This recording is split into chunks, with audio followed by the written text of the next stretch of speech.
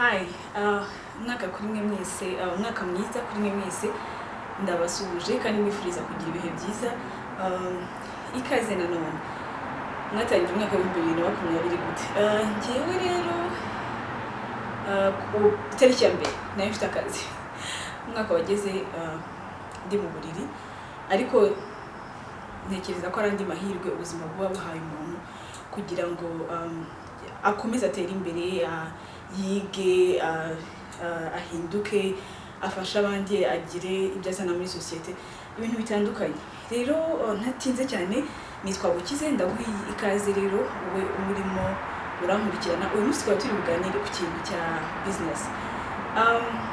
Nabajije abantu kuri Instagram, ndabaza nise ni iki mwifuza ko twaganiraho muri uyu mwaka. Abenshi bahisemo ibitabo, abandi bahitamo business, abandi bahitamo destination, gusura ahantu hatandukanye.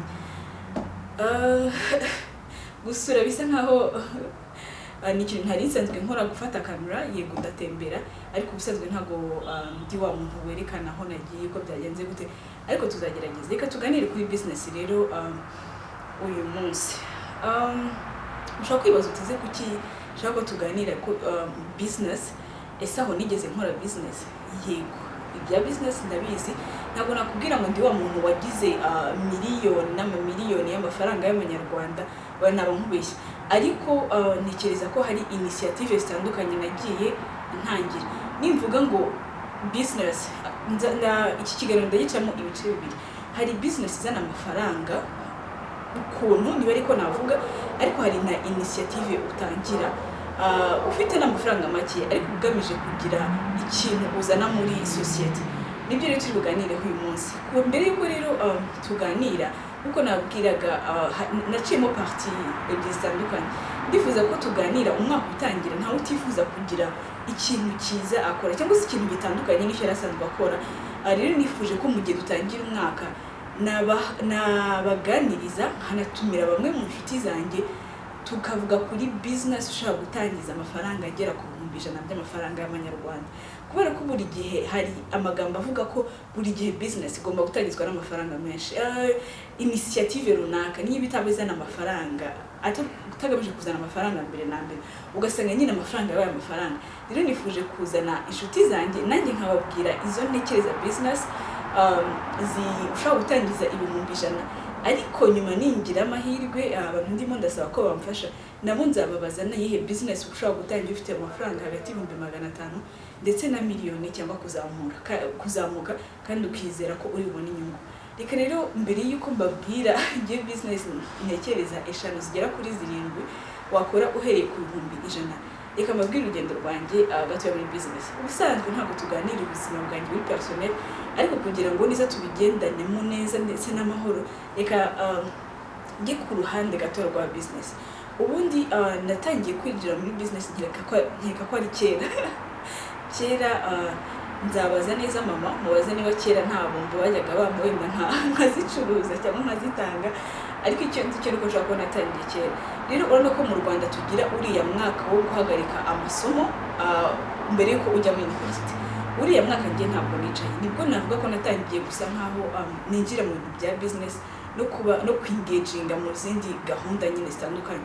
Uriya mwaka nagiye kwiga ibintu bya television muri Quart Film Institute igacuriro. Ubundi nize imibare na physique muri secondaire. Nyuma yaho rero twafata uriya mwaka navuze nti ntabwo ndi bwicare, reka nshaka ikintu nkora. Noneho njye muri televiziyo rero nabwo iwacu bari banshyigikiye, kubera ko icyo gihe niba mubyibuka mu myaka tuvuge ni nk'umunani cyangwa 9 ishize, ibyo bintu bibaye ya hafi aho ngaho. Muribuka ko mu Rwanda nyine hari ibintu byari bimeze nk'ahari tabu. Rero nabyo muri film hari umumvaga ko ugiye kwambara ubusa, ugiye kuba ikindi. Nagiye kwiga muri Quart Film Institute. Ngezeyo ugiye kumbaza utse amafaranga yakuye. Nicyo kintu cyiza cyo kugira ubushake ndetse no kugira determination. Ntabwo nigize nishije, twishyiraga 300,000 ndumva kugira ngo urangize courses niba atari ku gihembwe, ahubwo navuganye n'abayobozi baho mbayemerera ko ngiye bareka nkigira ubuntu, noneho ngiye nkajya mbacururiza CD. Yego, bivuze neza. ukize ureba hano yacuruje CD, nacuruje CD muri Nakumat muri UTC. Urana muri UTC winjira hahoze Nakumat hari amameza twajyaga dushyira mu nzira kwa kundi abantu batambuka ajya muri Bourbon Coffee ajya yego nacuruje amasede mu gitondo nkajya kwiga nimugoroba nkajya gucuruza CD nta mafaranga nigeze nishyura.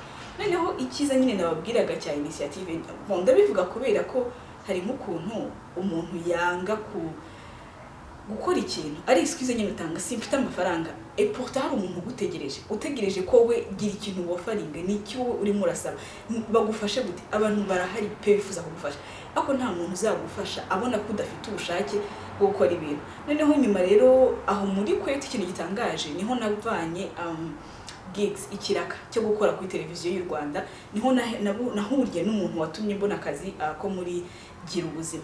Nibwo twari turi gusoza amasomo niba navuga yabaza ari nk'umunsi wa kabiri wari usigaye kugira ngo turangizanye na kwetu. Umuntu araza ati shaka umukobwa unkorera ikiganiro cya gira ubuzima. Nayo ni story ndende nasubiramo, ariko ngaho muri kwetu nibwo natangiye kujya kuri televiziyo. Ngiye kuri televiziyo icyo gihe urumva nyuma y'uwo mwaka utujya muri kaminuza rero nize ibintu bijyanye n'ubwubatsi. Yego ibintu bijyanye n'ubwubatsi ntabwo nigeze ndeka gukora kuri televiziyo oya, ahubwo nagize imana timu twakoranaga ikipe twakoranaga ariko ko navuga bambera imfura tukajya nkajya ntaha muri weekend nkajyanza muri weekend tugashutinga ibiganiro byose dukeneye by'icyumweru cyangwa by'ibyumweru nka bibiri ubundi nkongera nkisubira ku ishuri. Amafaranga ni nkabikara n'amafaranga meza yego bikomeza gutyo tugira aho ngaho gira ubuzima irahagarara. Noneho nyuma nibwo naje kujya muri Remigo naho ndahakora sinigeze mpagarika ishuri na mu gitondo nabanga ndi mu ishuri nimugoroba ngasoma amakuru. Ntabwo nahakana ko byangiragaho efe kuko nabaga naniwe kandi ibintu by'amakuru ibintu byo kuri televiziyo bisaba nyine kuburi focused kuburi refreshed nta stress irimo. I'm sorry that is what nagiye missing up ariko yari stress ibintu byinshi by'ubuzima. Noneho nyuma yaho rero murabizi ubuzima bubaho. Remigo narahavuye yari maze kuba Royal TV aho ngaho ni mu 2015 gutyo. Birangiye rero mvuga ko nazongera gusaba akazi muri institution kubera ko hari igihe uvuga ukatuvuga uti reka nanjye ntekereze. Aho ngaho rero nibwo navuga ko urugendo rwanjye rwa business rwatangiye neza. N'ubusanzwe nayo mfite izindi ideye ngerageza wenda bikanga ubundi bigakunda ubundi bikamera gute ariko niho byatangiye. Iri mpamvu mubwira ko ibihumbi 100 bishaka kugira ikintu kigaragara bikugezaho nuko ngiwe abantu benshi ntabwo babizi. Ariko business natangiye nayitangije mu 50 kandi ni nyikubwira uratangara. Urumva ko muri iyo myaka kuva muri secondaire kujya muri université nakuze kuri televiziyo ebyiri ariko abantu banzi kuri televiziyo eshatu. Kujya ngo ngere kuri televiziyo ya gatatu rero byagenze gute. Ubundi nyuma yaho ngaho narice ndavuga ni okay kwa kesaso abantu bamaze kumenyera umuntu arabizi ngo hari ibintu gukize ashobora kuguha kuri televiziyo yawe mu kiganiro nakumuhaye cyangwa utamuhaye none se wakikorera ikiganiro cyanjye noneho ngiye nkagicuruza. Ntago nkubeshya production nibuzi production y'ibiganiro irahenda pe ariko nge natangiye production ku 50 ni mubwira ngo 50 ndabizi neza byari 50 n'ahantu ufite amafaranga ya nyuma ukavuga uti ngiye guhumiriza nyatange n'ibikunda birakunda. 50 yanjye rero nakoresheje gute nari nzi abantu naricaye anganiza abantu 2-3 ndavuga nti ngiyi idefite nujya gutangira business bantu utekereza ikintu ukinononse ku buryo nujya kuvugana n'umuntu tuvuga nk'urugero ngiye wenda ntabwo ndi bo abantu bashora imari muri projet yawe ariko tuvuge niba uje kunyereka projet présence akadomo kose akitso akabazo gashakira igisubizo cyabo nashatse abantu. Ubundi production urebye abantu haba harimo abanyamakuru haba hari umukameraman haba hari umuntu uzakora editing ariyo twita none montage haba hari umuntu ukora ibintu by'amajwi haba hari umuntu ushinzwe ubwo ndavuga kuri vision ntoya cyane kuri vision ntaye ikiganiro.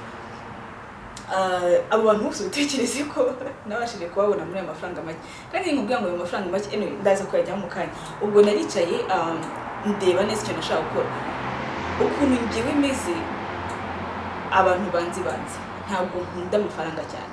ibintu byinshi nkora ntabwo ari amafaranga mbagamije mba ndimo ndareba ngo ngewe iki kintu ningikora nkunguka kuko ikintu cya mbere kuri ngewe aba ari ubumenyi aba ari connection aba ari inshuti nshyashya aba ari abantu bazima ikintu ngewe ndibaza ngo ningira impact nzana mu buzima bw'umuntu ningira ubuzima bw'umuntu ngirira umumaro ibindi bizaza nyuma ikiganiro nakoze ni ikiganiro mwajyaga mubona kuri TV10 cyitwa The Real Women ubundi kiriya kiganiro intego yacyo kugira ngo giteze imbaraga kibyutse inspiration mu rubyiruko cyane ndetse n'abagore icyo twe tugamije no kugira ngo tuzane abantu bafite ikintu bagezeho b'abanyarwanda apana byo bivuga ngo umuntu urumva ngo yageze ira hejuru no bantu batoya baciriritse ushaka kwinspira nawe nibwo utekereza ko nta kintu ufite ariko ukaba nyine hari ikintu wakigezaho turagitangira rero ukuntu nabanje gushaka kote technique ndagiye mvugana n'umuntu babiri batatu batigenda uvugane n'uyu musore n'uyu nguyu bazagufasha dukora inama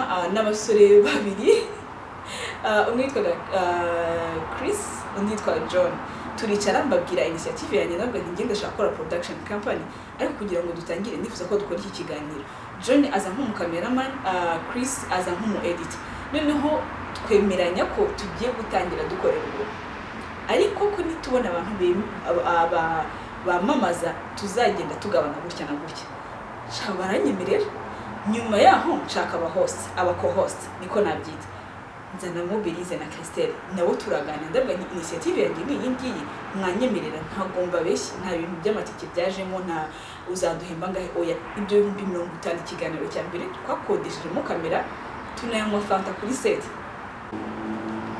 twashutinze ibiganiro nka 4 cyangwa nka 5 noneho rero turabibika tumaze kubibika ubwo twashakaga nyine abatumirwa abakiriyaga mwaracyonye ko cyatambukaga kuwa 4 no kuwa 2 sinibuka amasaha neza nyuma yo kubika ibiganiro ngiye noneho nagiye kuvugana na TV10 ndashaka kubwira ngo business zose ntabwo zisaba amafaranga menshi nagiye kuvugana na TV10 abantu kuri TV10 ntekereza ko bari banze turaganira ndabwa ngiye mfite ikiganiro nizera ko gishobora gutuma abamamaza baza kuri televiziyo yanyu ikiganiro kimeze gute bereka video nk'eshatu enye barambwira utubazo tuyimo hari n'utubazo twa son kuko dutangiye ntabwo twari dufite microphone ziri professionnel tubiganiraho barambwira ati niba ushaka kuduha qualité nziza ariko ntabwo byari byose byari ikiganiro kimwe cyangwa cya kabiri ibyo bitari bifite nyine son nziza cyane ntabwo so yari mbi ariko ntabwo ari nziza cyane kwa kundi uguti ikintu parfait ijana ku ijana turaganiriye rero baranyemereye ikiganiro gitangira gutambuka 1 2 3 ni ikiganiro mbabwira ko cyaraninze igihe kigira nko ku myaka nk'ibiri ko ndumva twara episode ya nyuma yabaye mu kwa 11 niba nibuka cyangwa mu kwa 2 no mu kwa 11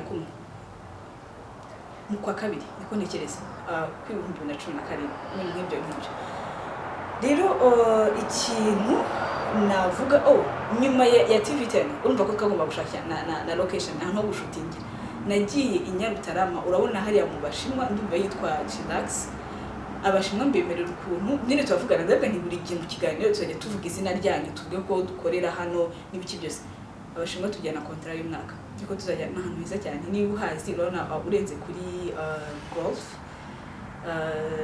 Ndabasangiza ntabwo neza cyane ariko yego nawe tugirana konta urumva ibintu byose bijya mu murongo bijya ku murongo bitansabye ko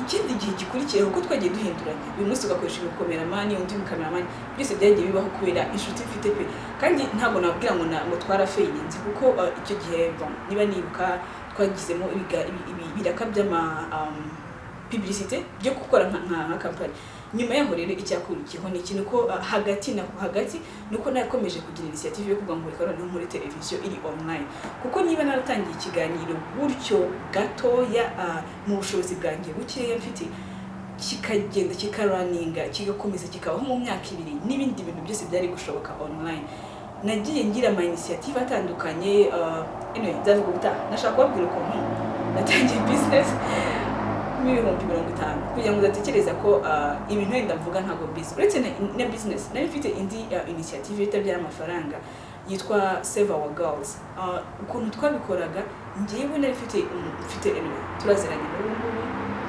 Salina Din ni mushuti wanjye akaba ari azi ibintu by'ubuganga nari mfite n'undi nshuti yanjye ko muncarenga cyane komera Sonia nawe rero turicara ndababwira nti rero ikibazo cy'abana batwite kirakabije kandi niba ntacyo dukora nk'abakuru babo turimo turabafeninga nimba nkubwira iyo initiative yo kujya mu bigo tuganira twagendanaga na Nadine akabigisha ibijyanye no kwifata no gukoresha uburyo bwo kwikingira indwara ndiwe na Sonia tukabenspira nyine mu buryo bw'amagambo n'iki twasuye ibigo bitandukanye pe nta bije twari dufite byari byo kuvuga ngo okay mfite ibihumbi 10 byatugeza mbonda tuvuge irwamagana nyuma y'ibihumbi 10 twategaga bus tugafata gusa appointment n'ibigo twariyananjaga niba tuhaza umuntu wazatubwiye ikigo dukora ibi n'ibiki kambabwire ko ayo mafaranga agera ku bihumbi 10 twatangije nk'iyo initiative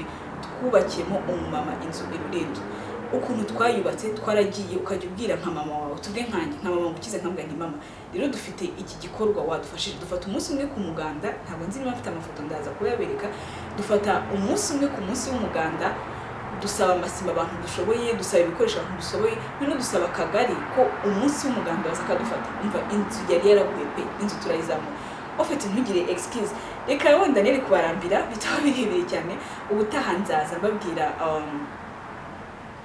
izo business ideas nge ntekereza ko ushobora gutangiza ufite amafaranga munsi y'ibihumbi 100 cyangwa ufite ibihumbi 100 nzatumira n'abandi bantu batandukanye bagende nyine babaha uko babitekereza n'iki watangira mu Rwanda ibintu kandi bagiye bakora cyangwa ngo ni ibintu by'amagambo ibintu ushobora gushyiramo amafaranga yawe makeya kandi bigakomeza bikaraninga bikazanakora bikaba ikindi kintu kizima ubuzima butoya nagiye mbamo cyangwa se muri ubwo buzima nagiye si butoya ibintu nagiye nigiramo bikeya cyane bitatu inama naguha niba ugiye gutangira business ufite amafaranga yawe make cyangwa menshi fata risk niyo abandi bantu bose baba batemeranye nawe initiative zose nakoze ibikorwa byose natangiye yaba ari business yaba ari utuntu dutoya ntabwo abantu benshi muba mwemeranye ntabwo abantu benshi bakubwira ngo urumva ariko niba icyo kintu utekereza ko ushobora kugikora fata risk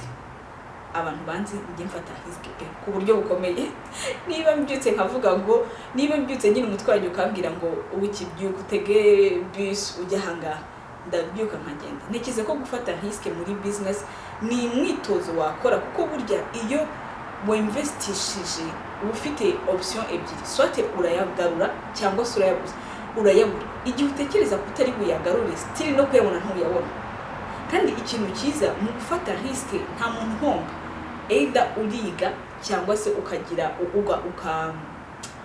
ukagira 6 cyangwa se ibintu byawe nyine bikaba kuko ntabwo wahora uri umuntu uhamya ahantu hamwe gufata risk niyo abandi bantu batabyumva niba wumvanya n'umutima wawe icyo kintu icya kabiri navuga ni kijyanye no gufata risk niba listen to your mind and your body ikintu nize mu buzima nuko niba umubiri wakubwira ngo udakuryama nukuri ujya kwiryamira niba umubiri wakubwira ngo usome igitabo usome buri gihe wumviye umutima wawe kubijyanye n'ahantu wumva washyira nk'amafaranga yawe cyangwa washyira ubutunzi bwawe cyangwa se initiative watangira tuvuge niba ufashe imyaka myinshi utekereza gutangira igikorwa runaka umutima wawe wagombye kumvira kuko ikindi kintu kijyanye no kumvira umutima ibitekerezo birimuka uzarebe niba hari ikintu wateganyaga gukora tuvuge niba ari kubaka inzu ukaba utarayubatse subira hari ahantu rebe hari undi muntu wahubatse inzu niba hari umuntu wateganyaga gufasha ukaba utarabikoze iyo migisha ari undi muntu ayitwaye ibitekerezo birimuka please listen to your heart ikindi nakongeraho ntuzigere utangira business njye niko natekereza ko amafaranga make uteganya amafaranga kubona amafaranga menshi niba naratangiye the real women show twashakaga gufasha abantu imigisha yose yavuye mu gushaka gufasha abantu ibintu byose nakubwira nagiye ntangira imigisha yose yagiye ivamo nubwo hari hamwe amafaranga nakizemo buri gihe iyo atari kuvuga ngo urumva ngo ngiye kumenamo amafaranga ngahita azi tuvuge niba ufite nka business yo gucuruza inkweto niba intego yawe ari ugucuruza inkweto kugira ngo region iyi icikemwe amavunja icyo kintu kiba cyumvikana reka gutekereza ngo ngiye gutangira gucuruza ibirayi ngo kugira ngo ndipinge off abaturage baho nyine batwara amafaranga bari abantu ninjiji ntabwo bazi gutwara amafaranga gukora amafaranga oya tekereza uti okay reka noneho ngende muri kilo cy'ibirayi kuri 50 ariko uwo muturage aboneho 30 abantu bajye ku ishuri. Iyo ufite iyo mind, iyo ufite iyo mitekerereze ugira imigisha itandukanye iraza. Ikindi nasorezaho hasigaye bibiri.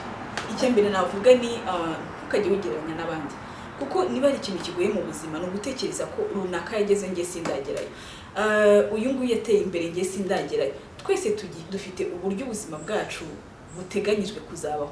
Niba utekereza ko rero bla ngomba kugendera kuri uyu nguyu success yiwe yarantanze, uratekereza nabi. Ntugatekereze ngo urumva ngo ufite imyaka 23 ngo abandi ngo kuri 23 babageze hehe. Uya chapitre z'ubuzima bwacu biratandukanye, kandi ushaka kuryama mu gitondo rimwe nijoro, mu gitondo ugasanga ubuzima bwawe bwahindutse. Ntukagegeze kwikompara n'abandi. Niba abandi bambara neza ukaba udashobora kubyigurira, iturize Imana yawe irakuzi, nawe umunsi wawe urahari. Niba abantu bari interesse muri entertainment, wowe ukaba uri interesse muri engineering, ntugatekereze ko wasigaye inyuma. Oya, n'ubuzima kandi buri wese nyine aba anezezwa niba uvuye mu mbaraga z'amaboko ye. Ikintu cya nyuma rero ndumva mukiza gusenga. Business iri mu Imana biba ari byiza kurushaho. Nta nubwo nabwo ni byiza kurushaho, nibyo byiza, nibyo bikwiriye kuruta uko wayikora nyine utirageje Imana. Murakoze cyane, mugire ibihe byiza. Tuzagaruka ubutaha tuganira kuri business ushobora gutangiza amafaranga hagati y'ibihumbi 100 cyangwa munsi y'ibihumbi 100. Imana ibarinde, naho ubutaha njyewe nitwa Bukize, tuzasubira. Bye.